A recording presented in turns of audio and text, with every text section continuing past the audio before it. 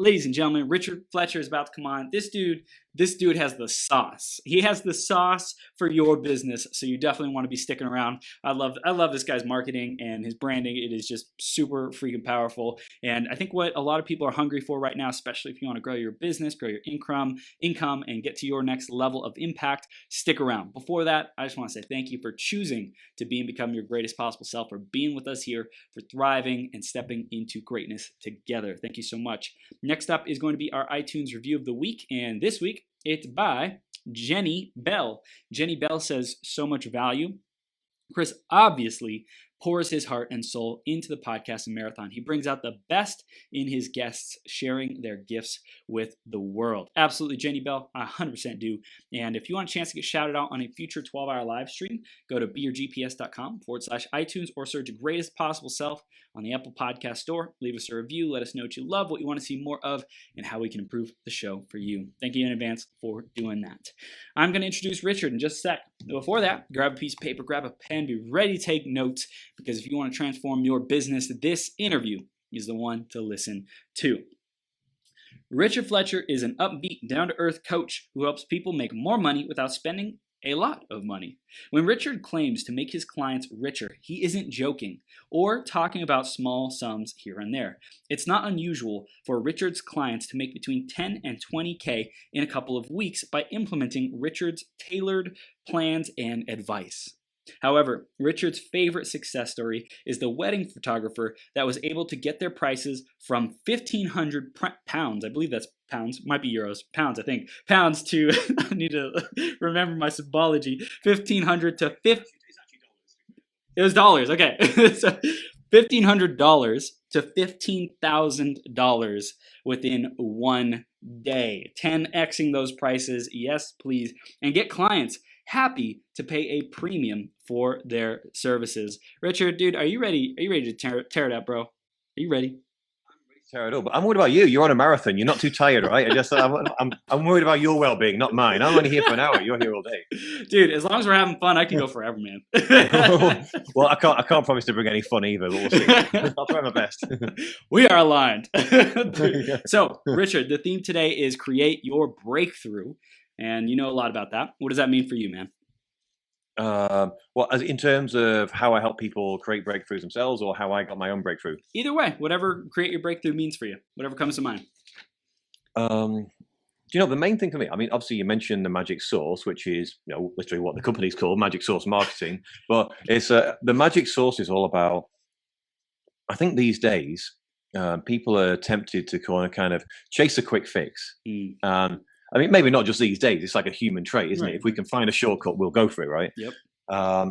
And that means people are always tempted to go, okay, what are other people doing? I'll copy that. If you've heard of funnel hacking, it's like copy someone else and change it to your own thing. The magic sauce is all about not copying what other people are doing and going, well, that seems to be working, so I'll just copy and paste it. It's like, find out, well, what's unique about you in the marketplace? Let's say you're a fitness coach or a business coach or a sex coach, or who cares what kind of coach, or even if you sell Amazon products, how do you do that in a way that's different and better to all of the 10 billion other people who are also selling fitness coaching? So instead of looking on your Facebook feed and going, okay, what are other fitness coaches saying? Oh, that's a good post. I'll rephrase that in my own way. You come to the table with your own ideas, your own opinions, your own thoughts about how it should be done, and your own method of getting results. And now you've got something unique about you, as opposed to just being someone else's watered down carbon copy. And it took me a very long time to learn that in my own business. I mean, I'm happy to tell you my story about how I got through that. It's quite a long one. But yeah, let's go, man. Let's go, man. Well, I mean, I started my online journey in 2003 when I joined Herbalife, or Herbalife as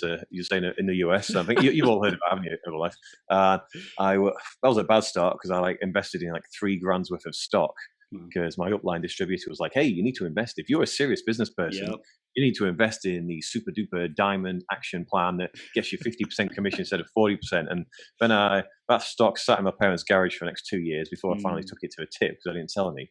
And then I had numerous failures after that in all kinds of stuff for the next 9 or 10 years, until I became a dating coach.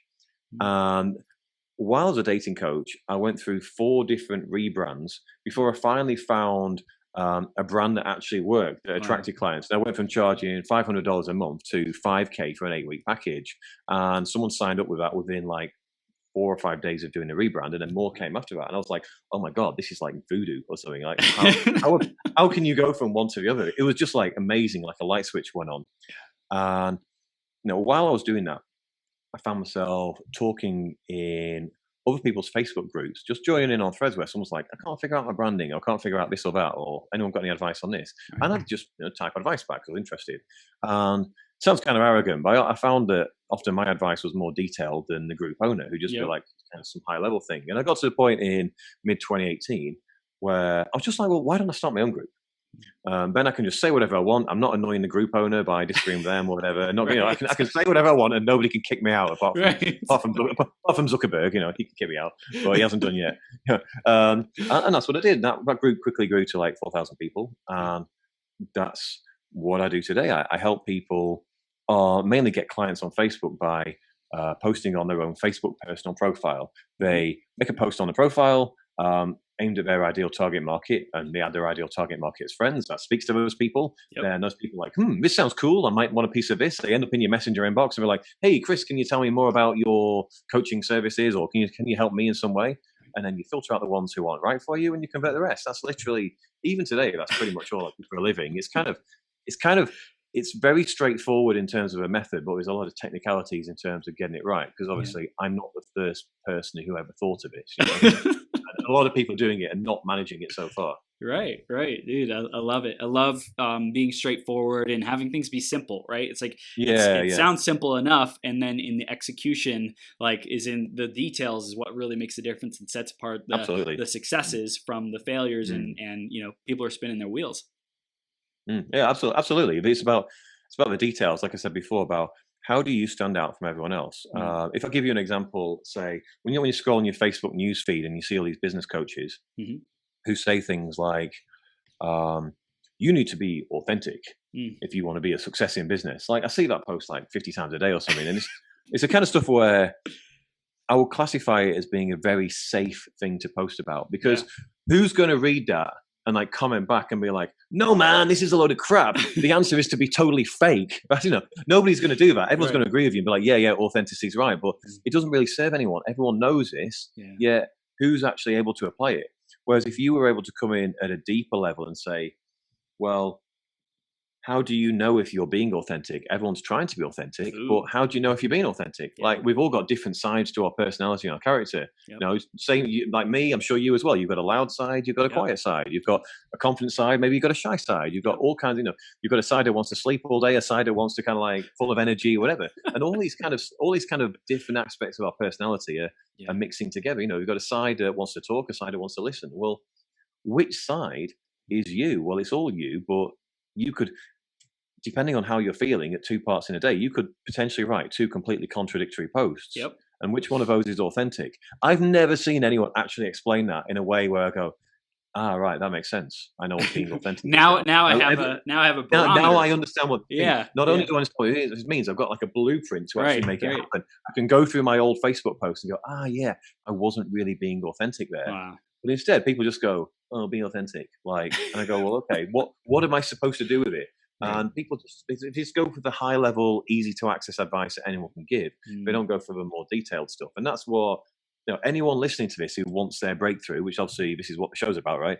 That's if I could give one piece of advice, it's get yourself to a position, if you're a coach or whatever you're doing, where you can explain these high level complex in a detailed way that's so easy a 9-year-old can understand it.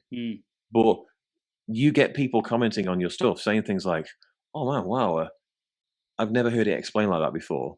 Or wow, that's so interesting. I'd never thought about it in that kind of way. And when you do that, you're going to be giving, that's another concept that people always talk about, giving value. That for me is what giving value is. Being able to give people insights that no one else has given them, rather than just the same high level gum for everyone else is doing. Like in fitness coaching, if you just say, eat less, move more, calories in, calories out, well, that's easy. You've got to be able to go to a greater level of detail. Why is it that everybody, a more interesting question was, why is it that everybody knows this stuff, yet you promised yourself that you would work out at 9 o'clock this morning, yet you're lying on the sofa, or you're still lying in bed, or you promise yourself you'd go out after, you'd go to a gym at like 6 o'clock after work, Right. and instead you go home and you have a beer and a bag of Doritos. Well, why is this happening? You know, you want to do one thing, yet you do the exact opposite thing that's hurting you, and you know it's hurting you, and you feel like crap when you're sat on the sofa, and you're beating yourself up mentally, yet you continue. Now, if you can answer that question, I don't see many people talking about that, or at least not in a way that's useful. Now you've got something valuable. Dude, Richard, this is gold. I really love the examples that you're giving as well, because we do have a lot of coaches and people who want to inspire and impact with our content.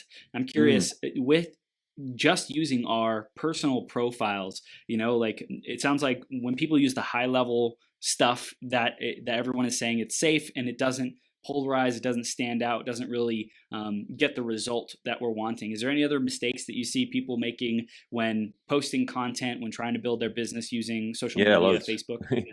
Yeah, loads. It's lucky we've got an hour, to be honest.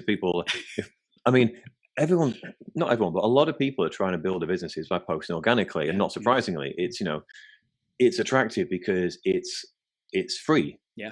You know, I know people will argue, well, it's not free. You're spending your time, and your time's worth money. But, you know, compared to actually spending money on ads, it's free.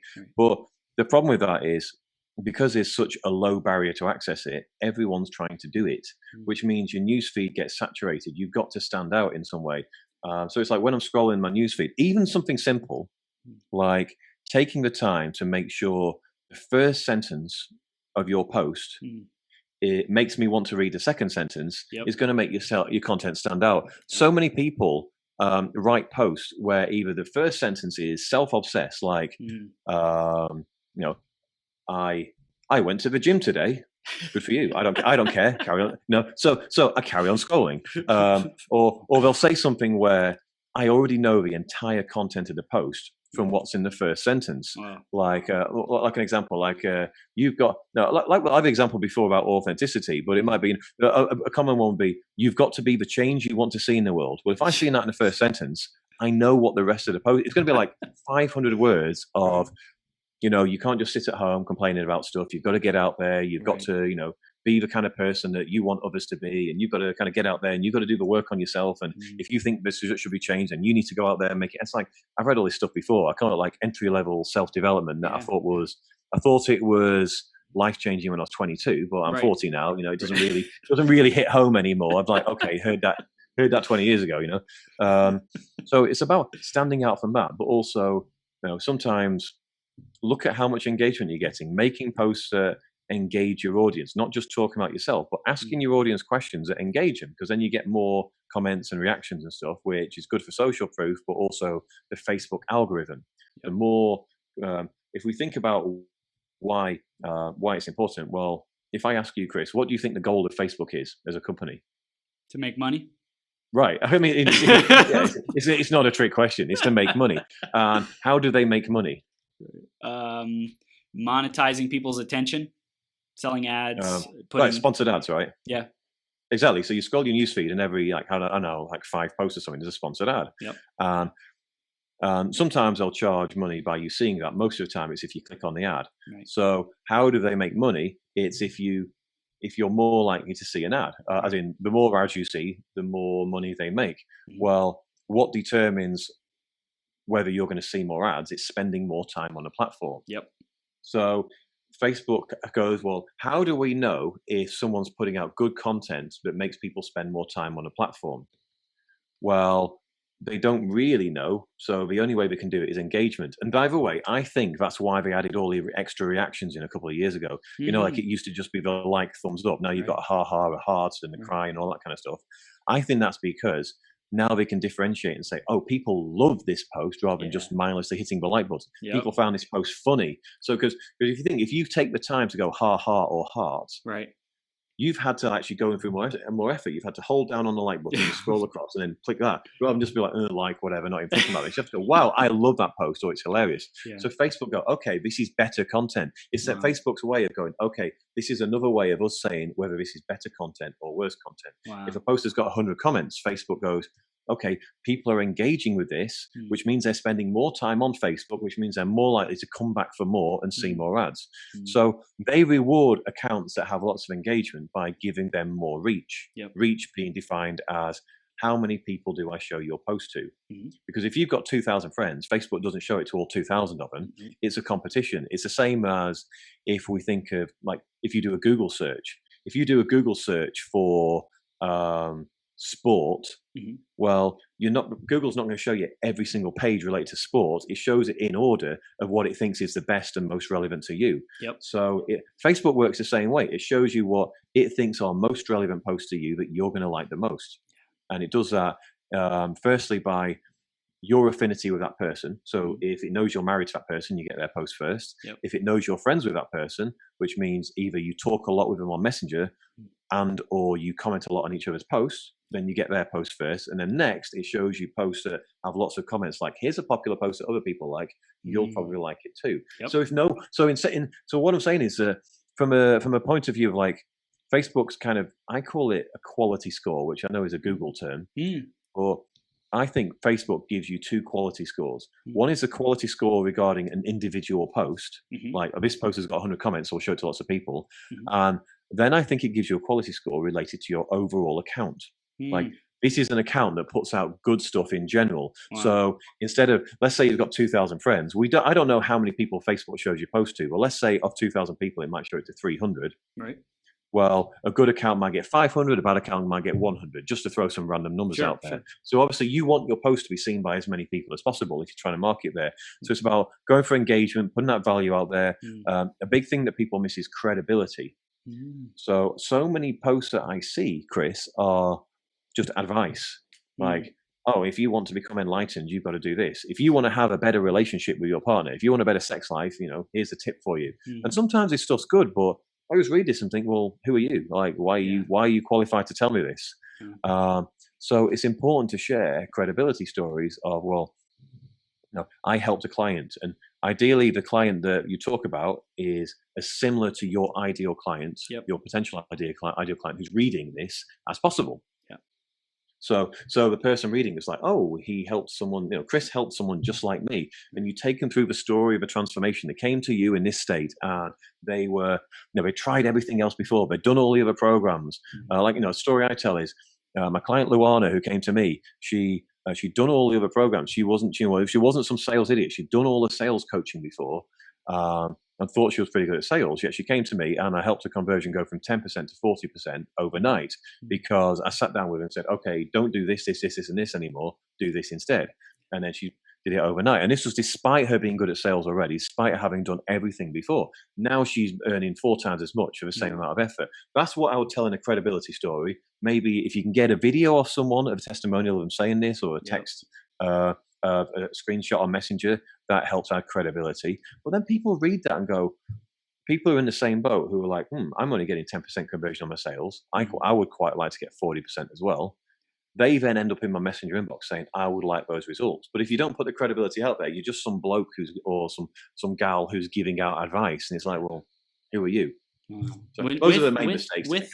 With using our Facebook profiles, how important do you think, it sounds like copywriting of the first sentence, like knowing some level of copywriting and like developing a mastery with that sounds like it would be really important, because it's like we're communicating with our audience, and what we communicate either has them buy or want to reach out or not. How do you talk about copywriting? Well, it's funny you mentioned it. I actually launched a self-study copywriting course only 2 weeks ago. It's super, and because it's super important, Chris. Yes. I know that sounds like a shameless plug, but it's super important. Yeah, I mean, it's unless you're running or planning to run some really big company where you're at the head of a company and you've got really talented copywriters who work for you, you pay them a lot of money, who do this stuff for you, then you can't really get away from it. Because I imagine most people listening to this are like, your one-man band type people, the single solopreneur who maybe contracts people here and there, but their business is them, and they're posting about themselves on Facebook.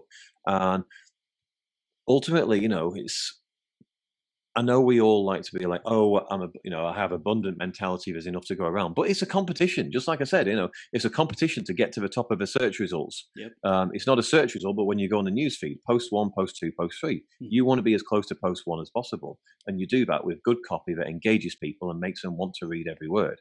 There's not really any way around that. Right. Right. Is there anything you'd recommend as far as, other than the headline, around copywriting that you've seen helps people's offers and information stand out?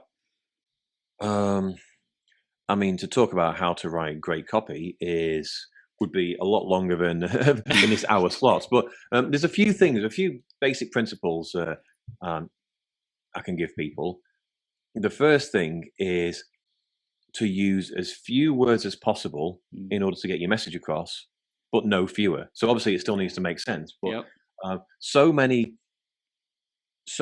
times when I read copy, it's like these long rambling sentences that go on forever that could be like half the length or less. And it's like, the more words you make someone read, the less likely they are to read it. So you want to make it as tight as possible to start with. Be really harsh on yourself. Go through your copy and say, can I remove even one word from this? Can I make this sentence shorter? If you remove one word from a sentence, it's not a big deal. But if you remove one word from every sentence, suddenly you've thinned it down quite a lot. If you've got, say, 50 sentences, that's 50 words less you've used, and it actually makes a big difference in the size of your copy and whether someone's like to read it. In terms of format of a post, if you go through the following format, you won't be too far wrong. If you start off with what I call, not necessarily a headline, because that's more like traditional direct response copy with a sales page, but an attention grabber, something that grabs their attention and makes them go, what's that? So if you use open loops, are great for this, like an open loop where it's like you open up a question in the reader's mind where they're like, what's the answer to this? And then they can only close it by carrying on to read. So I started a piece with, this isn't very PC, but I started off a piece a while ago. It was like I'll never forget the time the Korean midget punched me in the face in the middle of the bar. It's like, I defy anyone to read that and not want to read the next sentence. Because it raises so many questions. It's like, it's controversial. You want to know, well, what did you do? Like, how did this happen? Why were you in a bar with a Korean midget? What happened next? But these are questions that need answering. So you're going to carry on reading. So obviously not every post is going to be super controversial like that, but how can you open up a loop? Like, there's a way you can increase your email open rates instantly, and it's something you've probably never heard before. That's an open loop. Rather than saying you could instead write, you could increase your email open rates by improving the subject line. Oh, now I know that's an example of, now I know what the piece is about. Right. And I might carry on reading to see whether you got some tips about the subject line. But if you don't tell me what it is, there's a way you can do this. There's a way you can get this result you want. I'm going to have to carry on reading to find out what it is. And you just keep on reeling me in. And then once I've read a few lines, I've now invested more in your copy. I've invested more in a post. So I'm probably going to get to the end once I've read 3 or 4 lines, because I'm like, I've invested and I want to get a payoff. Whereas most people read the first line, go boring, and carry on scrolling. Yep. I actually did a study, was it I think in about December last year, where I scrolled through my news feed and I copied and pasted the first sentence of the first 20 posts I came across. And there was one, maybe 2 of those posts where I actually read them, where I was like, yeah, I would read the next sentence of this. The rest of them was super boring. It's like, today I finished working for Christmas. Good for you. Who cares? How does this benefit me? Like, to answer your question from before about, from a mindset point of view of how to write copy, your copy is not about you. It's about your audience. Yep. So even if you're telling a story about yourself and some result you got and something that happened to you, you're telling it in such a way that makes it relevant to me.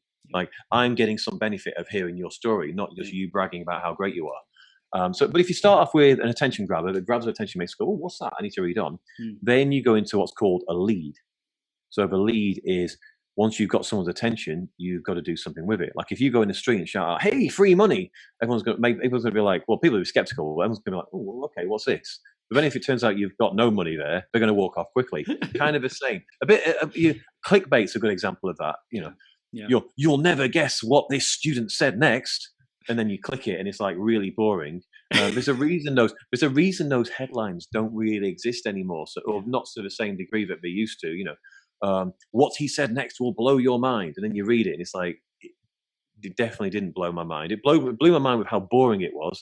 That's about it. But no, those headlines were all the rage in like 2015, but you don't see them so much now because people got wise to it and stopped clicking it. So you don't want to do that clickbaity type stuff, but you want to do it enough to draw someone in so they read the next line. Then you take their attention. You're doing something with it. So that first line, there's a way that you can increase your email open rates by 53%.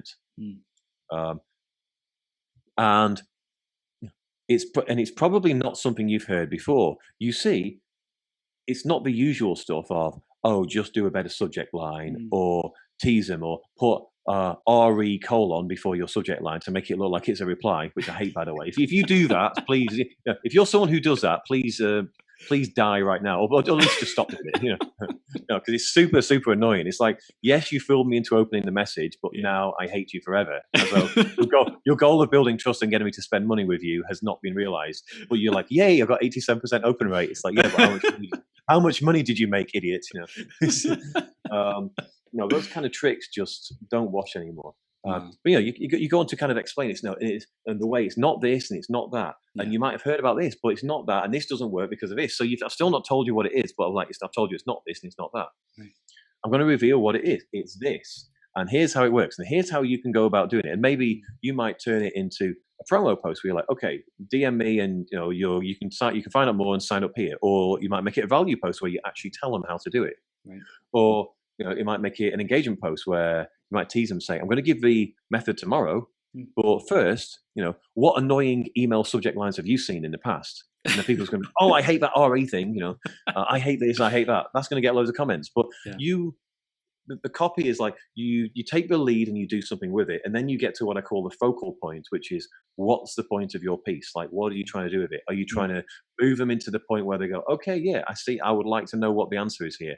Oh, I see, I've got a problem with this subject. Now I realize from what you said that I've got a problem with my relationship. You might start your piece with, if when you come in from work, if when your husband walks through the door from work, you ask him about his day and he grunts in response and just looks at his phone, this is often a very bad sign. And then you go on to explain why it's such a bad sign and what this means instead. So that can take someone who didn't know they had a problem, right?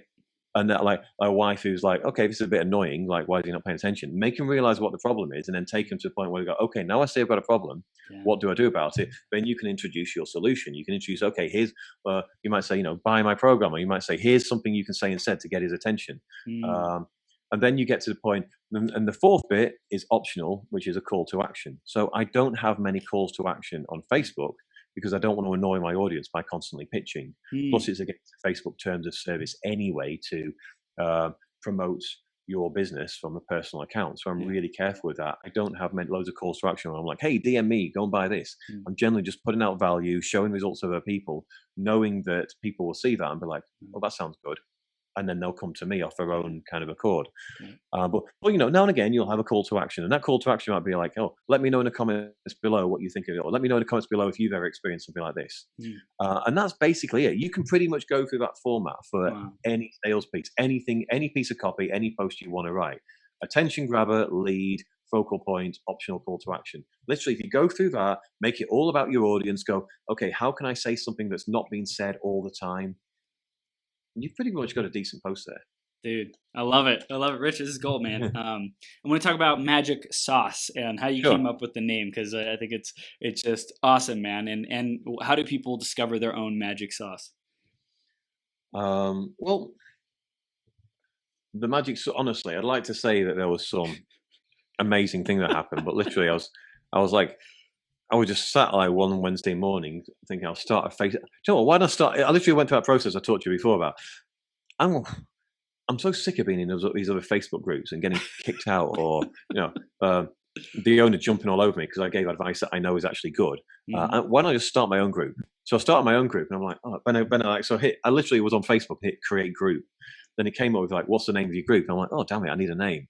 Well, what do I help people with? Well, I'm quite good at helping them figure out like what their what their unique thing is. I can't call it the unique thing. How about the magic sauce? And I was like, the magic sauce. Well, I can't. And I put the magic sauce. Well, I can't just say the magic sauce because people's going to think it's like ketchup or something like that, or sriracha or something like that. I mean, they're going to think it's like hot chili sauce or whatever. So I need to know. I need to make people know this for online marketers. The magic sauce for online marketers. And literally, that was a thought process. It was 10 seconds long. There wasn't a lot that went into it. But in terms of how a person finds their own source, well, I mean, I do have a video on my website that people can watch for free if they just go to the homepage, where it's like it goes into this in detail, and like it's like a 20-minute video. So it's difficult to, on a high level, say how a specific person would do it. But for me, it's the intersection. If you're a nerd like me and you like Venn diagrams, it's the intersection of, number one, what are you good at? I like try and draw this on the screen, which is obviously not the best diagram you've ever seen, but not the best infographic ever. What you're good at, mixed with what you enjoy doing. People forget about that circle. A lot of times, people are so keen to escape the rat race and the day job and the cubicle and all that stuff that they're like, well, they end up trading one job they hate for another job they hate, which is working for themselves, except they work twice as many hours and earn less money. And it's like, this isn't what I signed up for. Then the third one, again, which is overlooked by a lot of people, is what the audience will pay for. So, example, one thing, coaches always go on about pain points, don't they? Yeah. Like, you've got to hit pain points. People won't buy if you don't have pain points, which is something I don't agree with. There's some truth in it, but I don't fully agree with it. But what you see is like people who coach on, say, anxiety. I can help you get over anxiety and depression. And they're like, what's the pain point? You're stuck in bed. You can't get out of bed.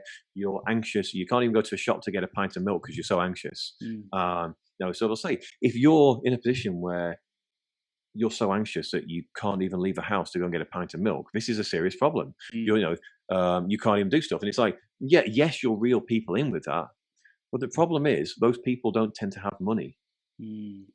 Because it's not, and obviously, if someone's watching this and is in this position, I'm not having to go at people with anxiety, right. And I've got a lot of friends and people and family who have anxiety, but it's obviously there's different levels of anxiety. But those people don't tend to be high achievers in life, because if going to the shop to get a pint of milk is such a big deal for you, you're not going to be like the boss of the boardroom making like 100K plus a year in your day job, are you? You're probably not going to have a job. You're going to be on some sort of benefit. So unless you actually already have money that you've inherited or your family has money, it's going to be a hard sell to these people. And that's what I tend to find when I speak to these anxiety coaches. They're like, I get so many people on a call, but I can't close any of them. None of them got money. What am I doing wrong? I'm like, well, what if you switched your audience to people who are in jobs but have a constant anxiety, like imposter syndrome and anxiety about their own performance? Like, I've got a friend of mine, his ex-girlfriend was like that.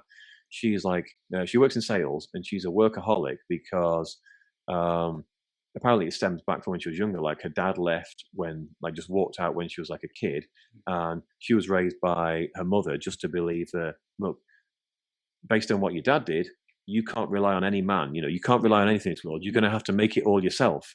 You can't rely on anyone else, because then they can take it away from you. So she's got this constant fear that it's like deep down it's going to be taken away from her. And she works all the time, and she's always worried that, like, if she's not working like 24 hours a day, if she's not like the top salesperson in the company, that she's going to lose it all. Well, that causes her to be a high achiever rather than someone who can't leave a house. But it's still an issue. It's still ruining her life, because she's living her life in anxiety. But people who are earning money still have problems, but they have different problems. Well, if you speak to those people in the situations they're in, now you've got a mixture of, well, you're good at solving their problem.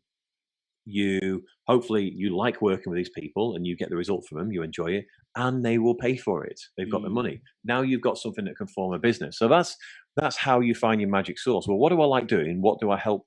What kind of things do I get results in?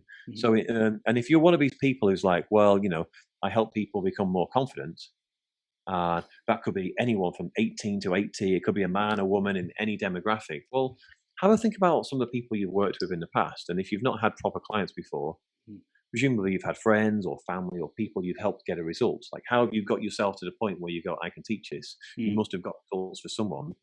What kind of people did you get the best results for? What kind of people were the most fun to work with? What kind of people did you give your advice to and they applied it straight away and came back to you like an hour later, like, oh my God, I did that confidence exercise and I absolutely smashed it in my meeting, as opposed to the people where you had to like beat them with a stick every step of the way to do anything. like the jockey on the horse. What kind of people did you enjoy working with? Aim at those people. Aim to go for those people and talk to the problems that they have, because it's going to make it a lot easier. If you have had clients before, what kind of clients did you have? Not only where you got the best results, where they turned up, they paid immediately. Let's say you had a sales call with them. You said, all right, yeah, I'll pay that invoice straight away. And 2 minutes later, you had a ding on your phone saying, $5K, $10K, or whatever, whatever. Even if it was $100, they paid it straight away. Yeah. You weren't going back to them a day later saying, I noticed you didn't pay. Was there a problem? They're like, oh yeah, sorry, I got a bit busy. It's stupid excuses. And then you have to coax them into pay. You don't want those kind of people. You want the ones who pay straight away, the ones who do all the homework, the ones who are a dream to work with, the kind of people you'd sit down with in the pub and have a drink. You know what I mean? Yeah. Well, talking back to the golden old days where we actually were able to leave a house, but imagining a day in future where you could sit in a pub and have a drink with someone, the kind of person you would sit down one-on-one and happily have a drink with and not talk about business, but just sit down with them as a person. What kind of people have fit that category for you? Aim at those people, and you'll have a pretty good business. You'll attract people who are just like you, who like you, who want to pay, are easy clients, don't give you any crap, and get the results, and then give you great testimonials at the end because they got the results. It's not. We don't need to live in scarcity of going, well, I could help all these people. I don't want to exclude these people who are really horrible people who I can't stand, who might want to pay me. It's like, no, you do want to exclude them. It's like this fear of missing out on a client, so I need to appeal to everyone. Yeah, I love it. I want to talk about 10xing the rates that we charge. Like, what does it take to be able to command those kinds of fees? Well, I'll tell the story of the photographer who you mentioned in the first place. So his name is James, and he lives in New Zealand. And what he does is he's a wedding photographer, but he specializes in pre-wedding shoots. So I didn't even know this was a thing before it came to me. But apparently, a pre-wedding shoot is in this case, he's a Kiwi Asian. So I think he's like half Japanese, half New Zealand or something. Right. So these Asian couples fly over to Queenstown, where he lives in New Zealand. It's like some 6 months before the wedding. And they rent out a tux and a wedding dress, and he'll take them up in a helicopter up a mountain and take all these like really fancy photos of scenery and stuff. Then they'll go home again. They'll get married in Tokyo or Korea or wherever, but they've got these amazing photos of a mountain from 6 months ago that form part of their collection. So I said to him, well, in any market, James, you've got what I call the Valentino shoppers, and you've got, well, to use a US analogy, the Walmart shoppers, the ones who want the cheapest ones, and then you've got the ones in between. I don't know what an in between US department store would be. What would you say for that? I don't know. Kohl's is Kohl's, yeah, okay, Kohl's is a good one, yeah.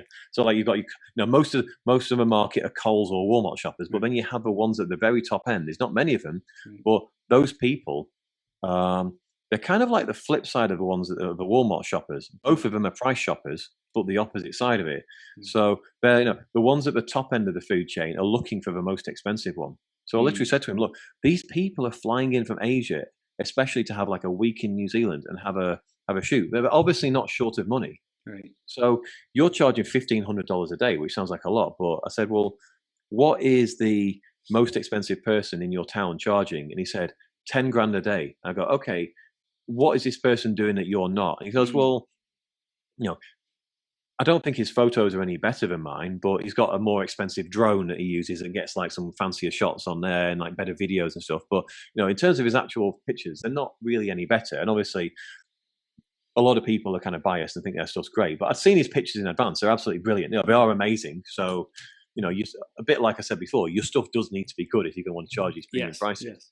But a lot of it, once let's say you're a photographer, a lot of it's about perception. If you take really good photos and you know what to do, it's about perception. If you're charging $500 a day and someone else is charging $10K, the perception is that the $10K photos must be a lot better. Yep. And because you've paid that much, these photos are better. Yep. So I said, right, I've got a solution for you, but it's going to require some brass balls. It's going to require you to get out of your comfort zone. He's like, go on then. I said, I want you to create a sales page. From now on, I want you to charge $15,000 a day rather than $1,500. And I want you to create a sales page. Well, I wrote the sales page for him, and it started off with this: I am the most expensive wedding photographer in Queenstown, New Zealand. Yes. And there's a very good reason for that. ...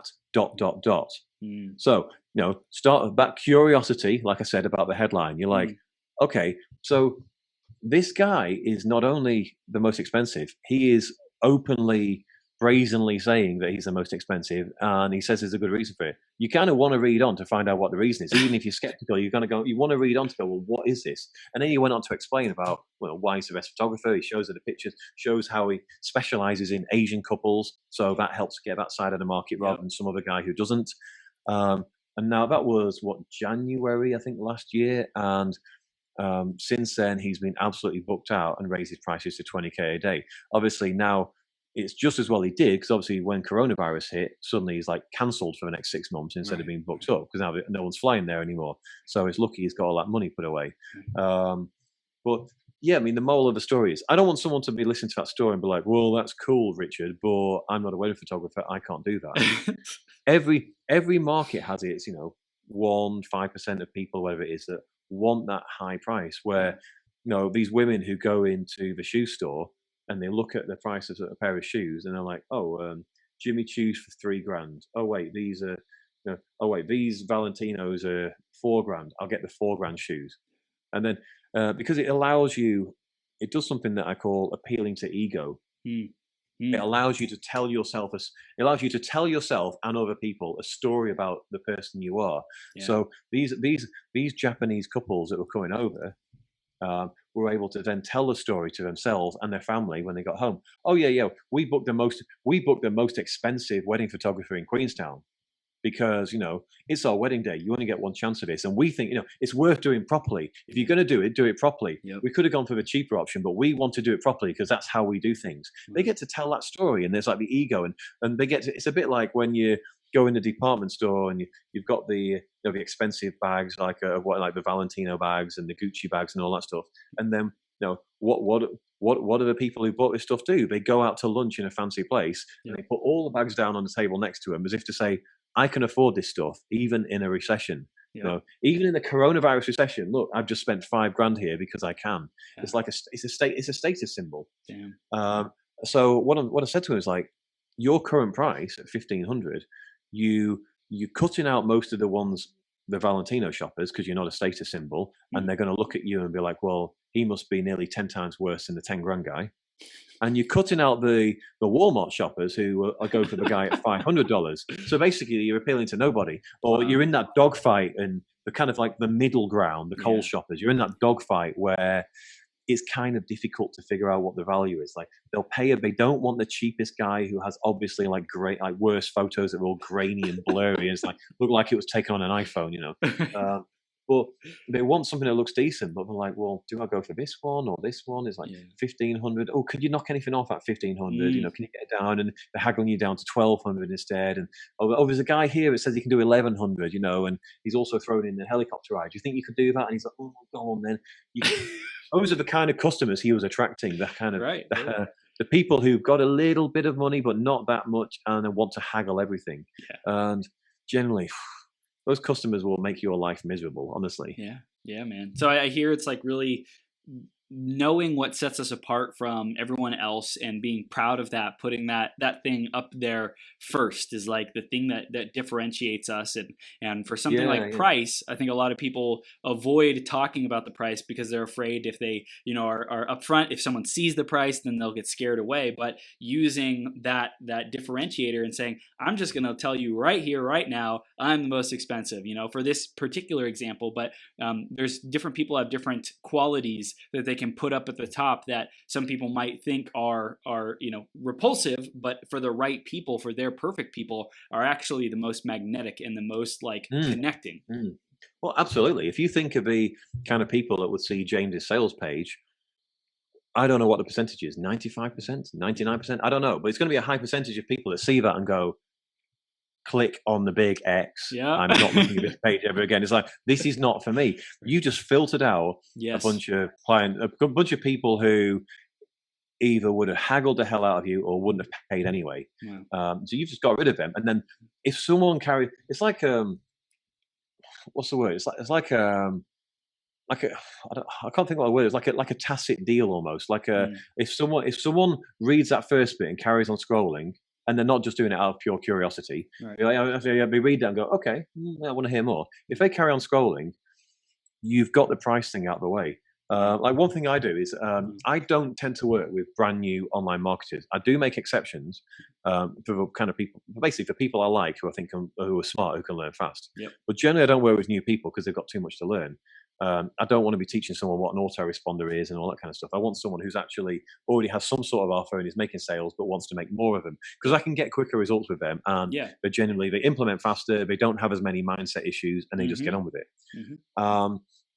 But so when I get someone in who's like, I don't have an offer and I've not sold anything, but this is what I've done in the past, I normally say to them up front, look, I need to be really straight with you. I don't tend to take on people who are brand new for the reasons that I just stated to you.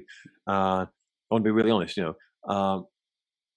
if I was to enroll you in my program, we need to have a call first to find out that this is going to work for you, not just from a strategy point of view, but to make sure you can implement, because a lot of new people, they kind of fall apart mentally at the first hurdle. And I don't want you to invest a lot of money in me and then it doesn't work, and obviously you're going to blame me. I don't need that kind of stuff. So I need to warn you: the price of my program is $6,500, or you can pay it in 3 payments of $2,250. If that's something that's okay for you, and you're like, okay, if it works for me, then yes, I could work with that. Then we can have a conversation about this and see whether it's right for you. But if it's not, then I suggest you go somewhere else first, maybe to a cheaper coach, get yourself some sales, get yourself some sort of offer going. And then once you've got some income coming in, you can use that to invest in me. And what I find is that most new people say no. But now and again, maybe 1 in 10, maybe 2 in 10 of those new people say, no, that makes sense, and I appreciate you being upfront about it. No, I've got the money to invest. I've got a day job. I've got the money to invest if I want, but it needs to be the right thing. I'm like, all right, let's have a call about it. And it's a bit like that sales page. It's the same thing again. I'm the most expensive person here, or this is how much my price is. It's expensive. It might not be for you, but if it is, let's talk. It gets that thing out of the way, so I'm not anxious on a sales call, speaking for like 45 minutes about my thing, and then I give my offer, and I'm waiting for that question, whether like, so how much is it? And I'm like most people are on sales calls. I don't have that problem. Part of the reason I think I worked out recently, I converted like the last God knows how many sales calls. I'm converting at like 83%. Not necessarily because I'm like super master salesman who could sell ice to Eskimos. Oh yeah, I'm pretty good, but I don't. I just don't get the wrong people on the call generally. And the call is never about let me sell you my thing. It's about let's find out if you're right for it. Okay, here's what's in my program. Shall we sign up now?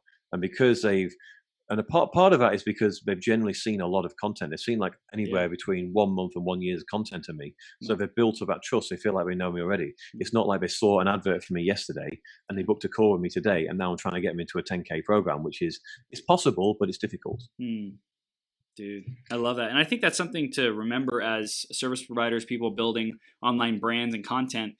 When I'm creating it, to remember, hey, some of these people have been with me for years, seeing the stuff that I've been posting. They've seen my growth. They've seen my evolution. I have invested tons of time and energy, depending on where people are in their journey, but I've invested tons of time and energy into educating them, inspiring them. Like, I deserve to like have people who are ready to go, who are ready to pop, who are ready to sign up, because I've put in so much like love and contribution to help them grow.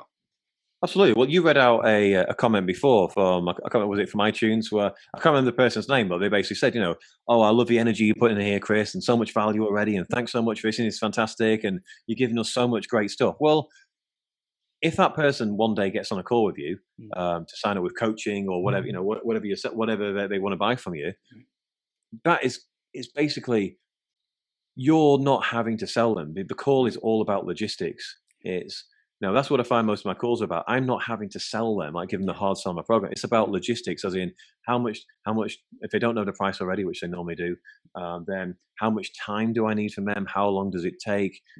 Does their skill set allow it? Are they going to be able to stick with it? That kind of stuff. It's about, how much effort, they're asking questions like, how much effort do you need from me? How many hours a day? That kind of stuff. Can I make this work? It's not a question of, well, I don't know. Why should I sign up with you? I'm not sure. It seems expensive. Or those annoying things that people do on sales calls, like, do you know what? Chris, this sounds really great, but I've got 15 calls lined up with your competitors next week. So let me speak to all of those people and circle back with you afterwards. And you're just like, are you for real? You don't tend to get that kind of stuff, or at least not as much anyway. Qualification, I think that's so important. And Mm. in the beginning of building an online business, like you're saying, it can be more difficult to work with those people because they're like desperate to attract anyone. They just want to make sales, and after we built up a track record, then it's like, okay, how can we qualify people before I waste any more time with them? How can we, let them know upfront, here are the requirements, here's what's expected of you. Are you still willing to jump on a call and see if it's a right fit? I think that's really powerful, man. Yeah, I mean, part of the way we do this is I qualify people out with my content, not by saying, if you're this kind of person, don't apply or whatever. Right. But it's more like but going back to copywriting again, one thing that to keep in mind, specificity is always better than vagueness. So if you say things like, "Oh, I help you become more enlightened and happy and have a better life," that's really vague stuff that no one can grab hold of. Whereas, like saying, "I help you have a better relationship and I can help you have a better relationship. DM me for more info." No one really grabs hold of that because what does a better relationship mean anyway? It's not really something that's you're worried about. But like the specific example I gave before about, if your husband comes in from his job and you're trying to talk to him about your day and he's not interested and just talks to you, whistles on about his day the whole time. This means this. Well, that's a specific situation that someone's ideal target market is experiencing. And when they read that, they're like, that's exactly what's happening to me. Another example, fitness coach of mine, or fitness coach, it was a client of mine, was just aiming at women generally who wanted to lose weight. Well, when you think of demographic of society, most people are like down here with no money, and there's more people here sort of in the middle, and there's very few people who've got money. So when you just general people who want to lose weight, most of them are going to be down here with no money who are going to read your stuff just by pure probability. Right. Again, it's not a value judgment, it's just a situation. You don't want the people with no money. It's not that they're not worthy of help, it's just you can't build a business on it. By all means, sign up the top people who've got all the money, then help these people out of charity if you want, if you feel bad about it. But you still need to build a business and find out where the money is. So I said to him, instead of aiming and saying, "Oh, I can help you lose weight," if you're a woman trying to lose weight, why not aim at specific scenarios that people with money are experiencing? Like I said before, people with money have problems, they're just different problems. So what about the female executive? Let's say she's in her 40s and she's working away a lot. She's like, senior IT manager in some corporation. She's working away all the time. And she's got a corporate credit card and she's staying in a hotel. The hotel, if it has gym facilities, is like most hotels. They call it a gym and you go in there and it's like a treadmill and a bike and maybe some token dumbbells. That's all you get. So you can't do a lot in there. But the hotel gets to say, "Hey, we got a gym." And most times when she's working away, she's working maybe till like 7, 8 o'clock at night. She goes back to the hotel room, she's tired, and she's meeting her colleagues for dinner half an hour later. So even if she had a great gym, she's not going to get in a great workout. How can she get in shape? Because she's going out. It's not a question of money. She's got a corporate credit card, but she's not going to be making her own food. She hasn't got cooking facilities. She hasn't got a gym. She's going to the restaurant. She's like, "I'll have the creamy bowl of pasta with the garlic bread. And since I've had that, well, I guess I might as well have a tiramisu as well. And I get an allowance of a couple of glasses of wine a night, and I'm working away, so I might as well enjoy myself a little bit." And on one night, it doesn't matter, but you do that 4 nights a week working away, and it adds up. And suddenly, she's been doing this for a few years. She's now got 50 pounds to lose. And she's like looking at the dress she wore when she was 25, and people were checking her out. And she back then she used to be like, "Oh, these awful men checking me out," but now she's like, "I wouldn't mind a few awful men checking me out these days because it's not happening in a while." These are the kind of things that a specific person is experiencing who has money, which is a problem.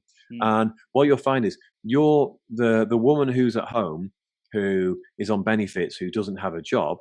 Again, not a value judgment of people on benefits, but the person on benefits who hasn't got a job is not going to identify with a situation where you're working away all the time, you've got your corporate card, and how do you go to the restaurant and choose the right food without ordering a rabbit food salad every night and just being like, "This is so miserable." These are things that many women are experiencing. Obviously, not right now because everyone's working at home. But again, people are working at home right now who you're a fitness coach. People are at home right now who are used to going to a gym every night. They've got problems. They're like, how do I do a decent workout at home when I've got no equipment? You could even go as far as to say, "Here's the equipment I recommend.